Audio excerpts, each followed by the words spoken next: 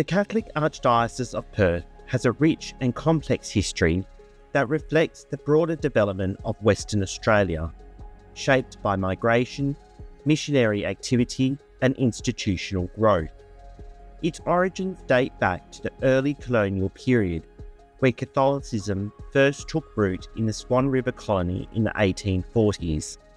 Formally established on the 6th of May 1845, with Bishop John Brady appointed as its first bishop, the early church faced significant challenges, including limited resources, vast distances, and a scattered population. Clergy and religious orders played a crucial role in establishing the foundations of Catholic life. Among them were the Benedictines, who undertook missionary work among the Aboriginal people, most notably at New Norcia, a mission that became a significant centre of Catholic activity in the region. During the mid-19th century, Catholic institutions began to take shape. Religious sisters and brothers contributed significantly to education and social services. The Sisters of Mercy established schools soon after arriving, while other congregations, such as the Sisters of St. Joseph of the Apparition and the De La Salle Brothers, contributed to Catholic education in Fremantle and Perth. The construction of St. Mary's Cathedral in 1863 and opened in 1865 symbolised the growing presence of the Catholic Church and served as a central place of worship for the community. The leadership of figures such as Bishop Martin Griver, appointed in 1873, and Bishop Matthew Gibney, who served from 1887 to 1910, was instrumental in consolidating the Church's presence. By the 1850s, Catholics already constituted a significant proportion of the population, aided by the arrival of Irish settlers and convicts. However, it was the gold rushes of the 1890s that dramatically transformed Western Australia and the Catholic Church. Large numbers of Catholic migrants arrived from the eastern colonies, increasing demand for parishes, clergy, and schools. In response to this rapid growth, the Church expanded its educational and pastoral infrastructure. Bishop Gibney actively invited religious orders from overseas to support Catholic schooling, anticipating the withdrawal of government funding for religious education in 1895. Orders such as the Christian Brothers and the Sisters of St. John of God became central to the Church's mission. At the same time, the vast territory of the diocese was gradually divided to improve administration, leading to the creation of new dioceses such as Geraldton in 1898 and the eventual establishment of Broome. A major milestone occurred in 1913 when the Diocese of Perth was elevated to the status of an archdiocese. Bishop Patrick Clune became its first archbishop, marking a new phase of institutional maturity and leadership. During his tenure, Clune initiated the construction of a larger cathedral to accommodate the growing Catholic population, though financial constraints meant that the project remained incomplete for many decades. The 20th century saw continued growth and diversification. Migration patterns significantly influenced the character of the archdiocese. Initially dominated by Irish Catholics, the community became more multicultural with the arrival of Italian and Yugoslav migrants in the interwar period. After the Second World War, further waves of migrants from Europe, including Poland, Hungary, and Malta, contributed to rapid expansion in parishes and schools, particularly in rural areas. The establishment of St. Charles's Seminary in 1942 was a key development, ensuring the training of local clergy to serve this expanding population. Administrative restructuring continued throughout the 20th century, including the formation of the Diocese of Bunbury in 1954. The Archdiocese also developed key institutions that strengthened its mission, such as Catholic education systems and later the University of Notre Dame, Australia. Leadership during this period, including Archbishops Redmond Prendeville and Lancelot Goody, guided the Church through times of social change, including the reforms of the Second Vatican Council.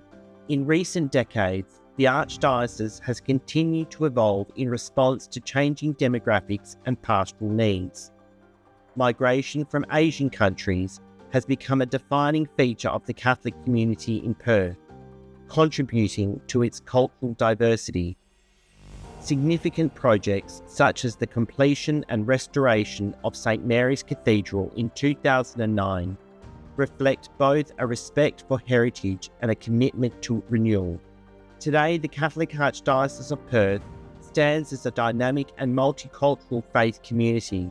Its history is marked by resilience, adaptation, and the contributions of clergy, religious, and lay people who built and sustained the Church across generations. From its beginnings in a remote colonial settlement to its present role in a modern, diverse society, the Archdiocese continues to play a significant role in the spiritual and social life of Western Australia.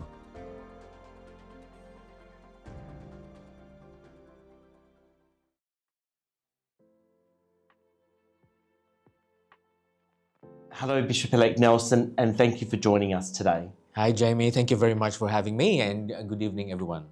Let's start at the beginning. Tell us about where you were born and what are your earliest memories of family life and faith? I was born in the Philippines in a country village called Cantuhan in Leyte in the Philippines, in Palompon town.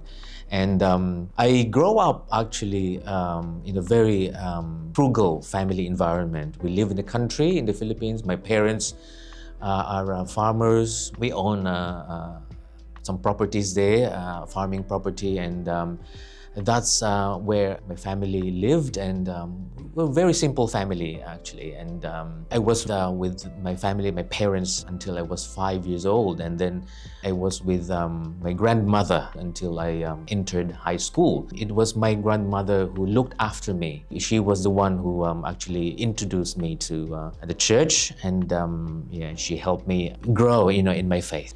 So, as a young boy, then, what role did the church play in your everyday life? Was faith something central at home and something you grew into over time? It was very much part of our lives, as family members. I thought at that time that being Catholic is, for everyone. Well, it is for everyone, but because there were only a few other neighbors there who have other faith backgrounds. So I thought that it was part of the whole community. It was the whole community for me, being in the church. So it was a very central in my faith journey. As I said, my grandmother was my teacher, my catechist. She took me to church. She introduced me to the sacraments, to the Mass and the Christmas and everything. She was really very instrumental in my faith, even my vocation, to become a priest, because it started with her instructions and catechism about my Christian commitment and my baptism. And so then, thinking back to your teenage years, what kind of person were you, and how did those formative years shape the priest that you are today? I was really a very shy person when I was a teenager. I was very shy, very quiet. After primary school, I went to a public school in the town. So it's a wider horizon for me, but I did well though. I did well with my studies, and I finished at the top of the class actually. And I was a very simple teenager at the time, very simple, and I still go back to the farm, to help my family, and that was it. Together with my family and siblings, we're very much involved in the church with the youth group. I was at one stage I was the youth leader. I was in the choir, I was in the reading roster for a youth mass, so I was very much involved as a teenager. That has been very instrumental as well. It helped me in my chosen vocation now. So, Bishop-elect, tell us about your siblings and your interaction and life with them. I'm the third of 6 children of Norma and Lopi Po, and I'm the second boy, and then I have 2 sisters and 3 brothers. I tried my best to actually spend more time with my siblings when we live in the farm. But then, as I said, I lived with my grandmother most of my teenage and the primary years, formative years, and it was a normal childhood for me. I enjoyed my childhood, and it was a very good experience living in a very simple family life. You've spoken a bit about your grandmother and the influence she had on you. Was there anyone else during your life or your youth that first stirred a deeper awareness of God in your life?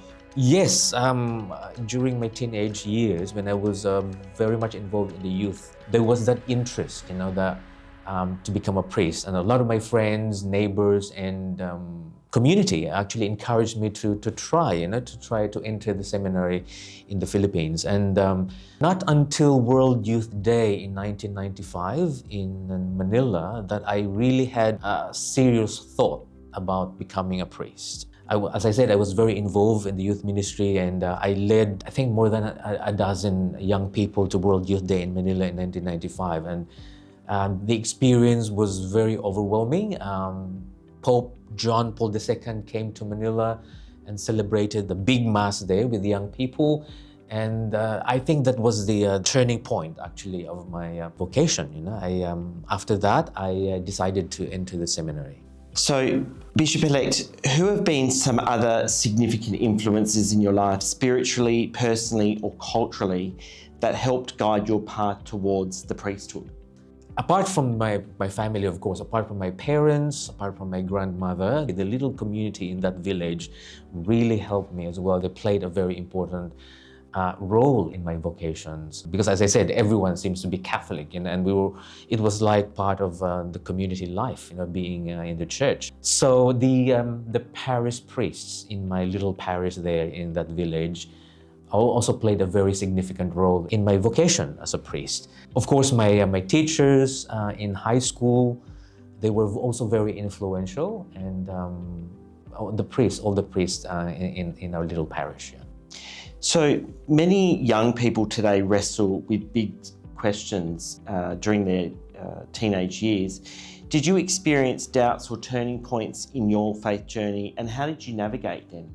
Of course, I had some questions as well in my life, especially in my high school and in my university years. During my time as a youth leader, I also asked, is there more to life than this? What is God, calling me to do? Because I had a very strong faith. The challenge to finish a degree, the challenge to support my younger brothers and sisters, that was first and foremost in my mind, actually, because we're not rich. My family is, we had enough, to live on, but we're not rich really. So that was the biggest challenge, and prayer helped me a lot, to help me go through life, and of course respond to the needs of my family, and eventually respond to the call that God has asked me. So, Bishop-elect, can you tell us about that first call to the priesthood, and what did that feel like and look like at the time for you? It was actually confusing, thinking about it now, looking back at that experience, because I was like turned between two lovers, actually. Will I follow this call? Shall I follow where my heart leads me, or shall I continue with my profession, as an engineer? Because after high school, I took up engineering degree, and of course after that 5 years of studies, I worked, as an engineer, and then there was that call to become a priest. So it's very confusing. How do I navigate this? How to make the right choice. So again, prayer life and discernment helped me a lot in finding my way. And I can remember many times visits to the Blessed Sacrament, adoration, private prayer time helped me in my decision to become a priest. So It's never easy. It's never easy, but I always tried my best to respond to God's call. You've spoken quite a bit about prayer. What does that typically look like for you? Spending more time with the Lord in private prayer and listening, listening and meditations and reflections. And I don't have to really say anything. Just be present there and spend more time and with the Lord, particularly with the Blessed Sacrament, and that helped me. That guided me through my decision-making process. And true enough, I think I didn't make a mistake in that. I became a priest, and God was with me in those decisions. So you've spoken about decisions and a decision-making process. Discernment can be a challenging process. What were some of the fears or hesitations you faced before saying yes to that call? The fear of the unknown, moving into an unknown territory. It's an uncertain future. So discernment can actually help ease that fear, and trying to make a firm decision on what to do with one's life. It's a journey, it's a process, as it's called, and it's never easy trying to decide on two good things.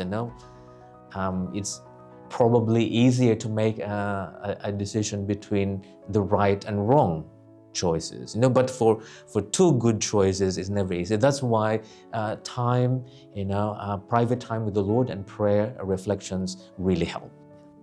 So looking back on your formation and early years as a priest, what were some of the most defining experiences that shaped your ministry? I was ordained in 2005, and immediately I was sent to Kalgoorlie. That was my first parish assignment, and it was a very challenging time for me. Kalgoorlie is a very unique place, and how to respond to the needs of that particular community there, in the country, and of course trying to address my own sort of fears and needs as well as a newly ordained priest. So there's almost like a tug of war, responding to my own needs and also trying to respond to the needs of the community. And how can I be more pastoral? How can I help those people in terms of their spiritual needs? So tell us about those years in Kalgoorlie, that time that you spent there. I was there for 2 years and 6 months actually, and I had a good time, to be honest. I enjoyed my time there as an assistant priest, and traveling to mass centers, because it's a country parish, and I think we looked after 4 other mass centers there in the combined parishes of Kalgoorlie and Boulder. It was very enriching for me, very uplifting experience, trying to address, and respond to the needs of the people there in the goldfields. But it was, as I said, it was very uplifting and very nourishing for me, because they have a very different situation, very different environment. But I was able to live with the community there, and I was able to join in the spiritual journey of the community in Boulder and Kalgoorlie.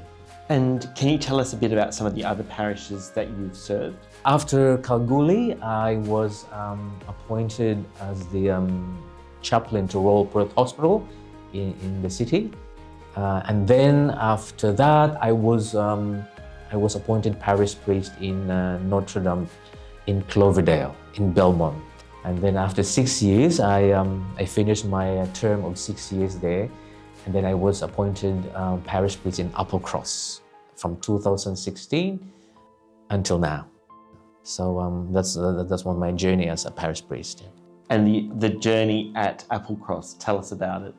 It was very different. Cloverdale Parish, in terms of demography, the situation is very different to Applecross. But I managed to adjust myself to again responding to the needs of the community there. And I had a almost second term in Applecross, and I think that's where I grow in my ministry, really, because that was my second parish as parish priest. Bishop-elect, every priest carries moments that test and refine their vocation. Can you share a time when your faith or calling was deeply challenged and what sustained you? The time I had in Belmont, that was a bit challenging. I was there as a parish priest, and that was my first parish assignment as parish priest, and it was very challenging in the sense that I tried my best to be with the people most of the time. I think I have given 110% of myself at the time, and I was burnt out a little bit. I was actually sick in Cloverdale, and because I had this, very ideal thought, of how to become a parish priest, to the point that I didn't give too much time of myself to rest. I have to look after myself. So after my term in Cloverdale, I learned something from my experience there, and I was able to navigate that by really telling myself that nobody would look after me, if I wouldn't look after myself.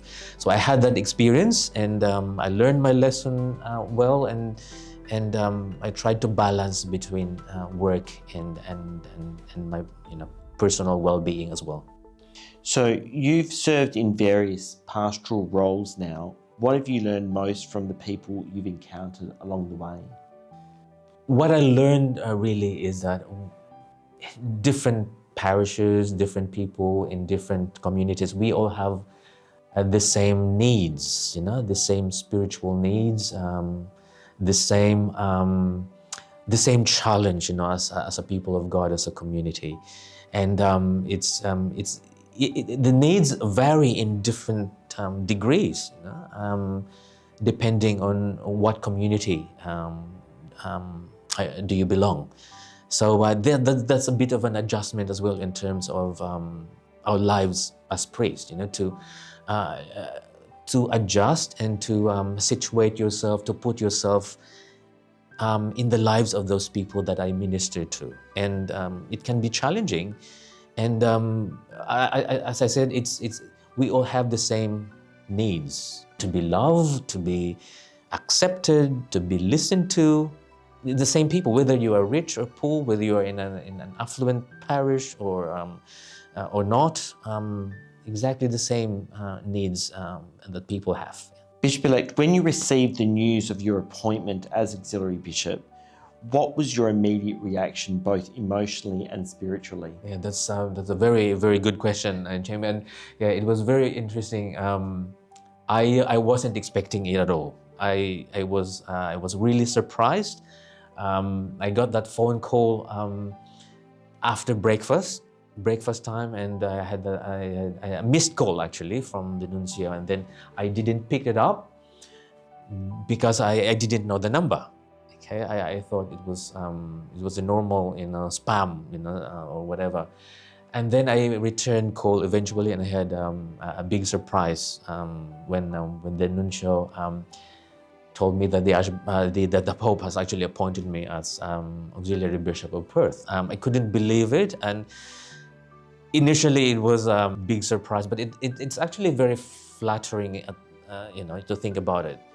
But it was very challenging, and it was very overwhelming.